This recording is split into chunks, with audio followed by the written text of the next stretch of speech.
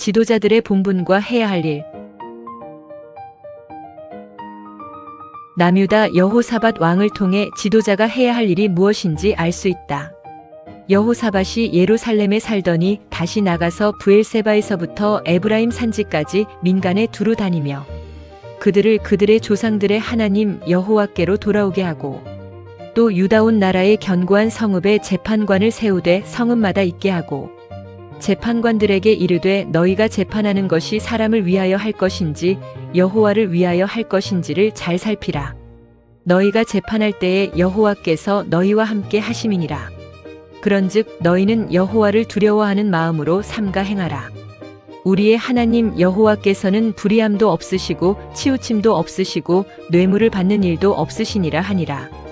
여호사밧이 또 예루살렘에서 레위 사람들과 제사장들과 이스라엘 족장들 중에서 사람을 세워 여호와께 속한 일과 예루살렘 주민의 모든 송사를 재판하게 하고 그들에게 명령하여 이르되 너희는 진실과 성심을 다하여 여호와를 경외하라.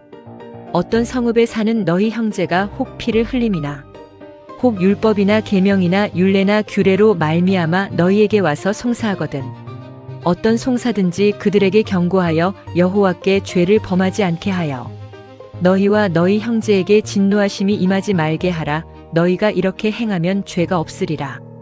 여호와께 속한 모든 일에는 대제사장 아마랴가 너희를 다스리고 왕에게 속한 모든 일은 유다 지파의 어른 이스마엘의 아들 스바다가 다스리고 레위 사람들은 너희 앞에 관리가 되리라.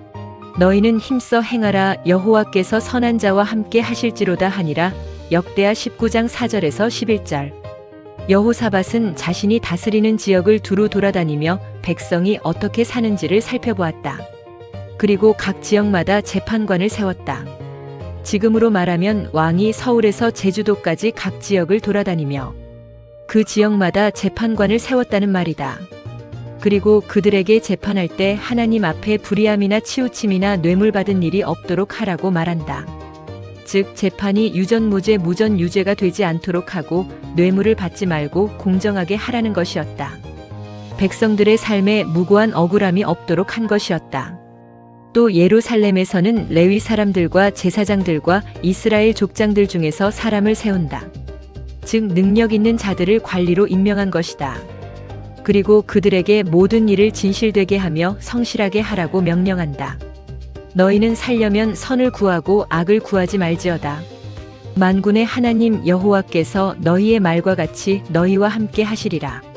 너희는 악을 미워하고 선을 사랑하며 성문에서 정의를 세울지어다. 아모스 5장 14, 15절. 오직 정의를 물같이 공의를 마르지 않는 강같이 흐르게 할지어다. 아모스 5장 24절. 여호사밧이 했던 일들은 지도자가 반드시 해야 하는 일이었다. 즉 정의를 행한 것이며 공의를 베푸는 것이다. 미가 3장에는 지도자들의 본분에 대해 정확히 말하고 있다. 미가는 남유다의 요담과 아하스와 히스기야 때 하나님의 말씀을 선포한 선지자다. 미가가 활동할 때는 북이스라엘은 아시리아에 의해 멸망을 당하기 전후였고 남유다는 북이스라엘에게 많은 영향을 받아 하나님에게서 돌아선 상황이었다. 내가 또 이르노니 야곱의 우두머리들과 이스라엘 족속의 통치자들아 들으라. 정의를 아는 것이 너희의 본분이 아니냐? 너희가 선을 미워하고 악을 기뻐하여 내 백성의 가죽을 벗기고 그 뼈에서 살을 뜯어 그들의 살을 먹으며 그 가죽을 벗기며 그 뼈를 꺾어 다지기를 냄비와 솥 가운데에 담을 고기처럼 하는도다. 그때에 그들이 여호와께 부르짖을지라도 응답하지 아니하시고 그들의 행위가 악했던 만큼 그들 앞에 얼굴을 가리시리라. 내 백성을 유혹하는 선지자들은 이에 물 것이 있으면 평강을 외치나 그 입에 무엇을 채워주지 아니하는 자에게는 전쟁을 준비하는도다. 이런 선지자에 대하여 여호와께서 이르시되 그러므로 너희가 밤을 만나리니 이상을 보지 못할 것이요 어둠을 만나리니 점치지 못하리라 하셨나니 이 선지자 위에는 해가 져서 낮이 캄캄할 것이라.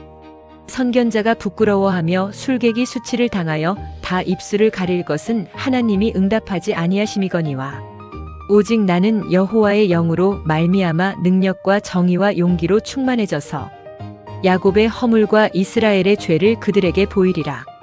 야곱 족속의 우두머리들과 이스라엘 족속의 통치자들 곧 정의를 미워하고 정직한 것을 굽게 하는 자들아 원하노니 이 말을 들을지어다. 시온을 피로 예루살렘을 죄악으로 건축하는도다. 그들의 우두머리들은 뇌물을 위하여 재판하며 그들의 제사장은 삭슬 위하여 교훈하며 그들의 선지자는 돈을 위하여 점을 치면서도 여호와를 의뢰하여 이르기를 여호와께서 우리 중에 계시지 아니하냐 재앙이 우리에게 임하지 아니하리라 하는도다.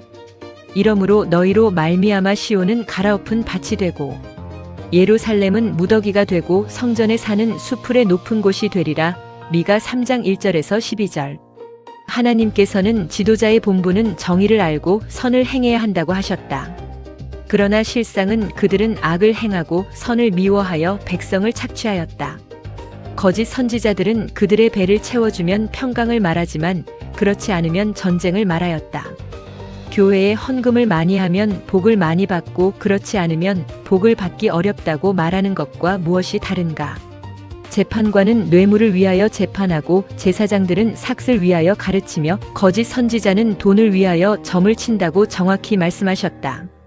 재판관은 뇌물을 위해 재판하고 권력자들은 자신들의 권력을 유지하기 위해 뇌물을 받고 입법하고 목사들은 성도들에게 돈을 바치라고 가르치고 거짓 예언자들은 돈을 받기 위해 점을 치는 게 그때나 지금이나 같다. 하나님께서는 이런 정의를 행하지 않는 자들과 나라까지 재앙을 내려 망하게 하시며 성전도 무너지게 하신다고 말씀하셨다. 그리고 그 말씀대로 되었다. 지금도 마찬가지다. 만약 이 나라의 지도자에 해당되는 각계 각층의 책임과 의무가 있는 리더들이 정의를 행하지 않는다면, 목회자들이 돈을 위하여 하나님의 말씀을 제대로 가르치지 않는다면, 하나님의 선지자가 하나님의 말씀을 전하는 것이 아니라 돈을 위하여 예언을 한다면 결과는 같다. 내가 무엇을 가지고 여호와 앞에 나아가며 높으신 하나님께 경배할까? 내가 번제물로 일련된 송아지를 가지고 그 앞에 나아갈까? 여호와께서 천천의 순양이나 만만의 강물 같은 기름을 기뻐하실까? 내 허물을 위하여 내 맏아들을 내 영혼의 죄로 말미암아 내 몸의 열매를 드릴까?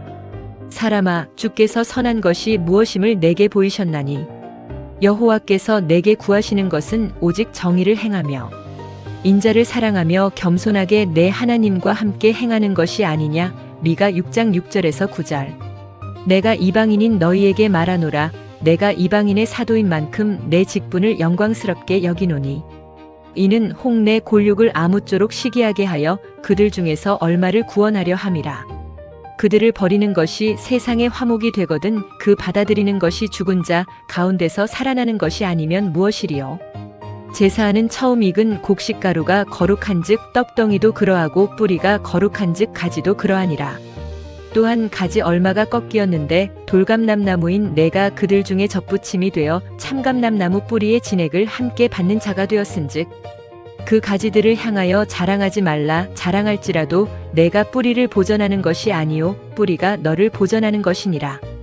그러면 내 말이 가지들이 꺾인 것은 나로 접붙임을 받게 하려 함이라 하리니 옳도다. 그들은 믿지 아니함으로 꺾이고 너는 믿음으로 섰느니라. 높은 마음을 품지 말고 도리어 두려워하라. 하나님이 원 가지들도 아끼지 아니하셨은즉 너도 아끼지 아니하시리라. 그러므로 하나님의 인자하심과 준엄하심을 보라. 넘어지는 자들에게는 준엄하심이 있으니 너희가 만일 하나님의 인자하심에 머물러 있으면 그 인자가 너희에게 있으리라. 그렇지 않으면 너도 찍히는 바 되리라.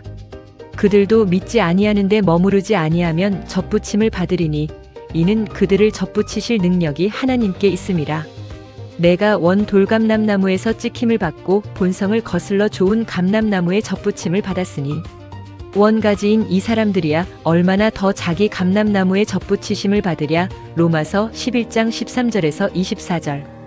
분명 하나님께서는 원가지인 이스라엘이 범죄하자 아끼지 아니하셨다. 그렇다면 접붙임을 받은 이방인들은 어떨까? 대한민국의 역사를 볼 때 지금이 가장 살기 좋은 때이다. 항상 외세의 침입이 있거나 기근이나 환란이 끊이지 않고 있었다. 예수 그리스도를 믿고 난 후 대한민국이란 나라가 잘 살게 되었다. 그런데 잘 살게 해주신 하나님 앞에 정의롭게 행하지 않고 공의롭지 않다면 이 나라의 미래는 밝지 않다. 지금까지 시청해주셔서 감사합니다.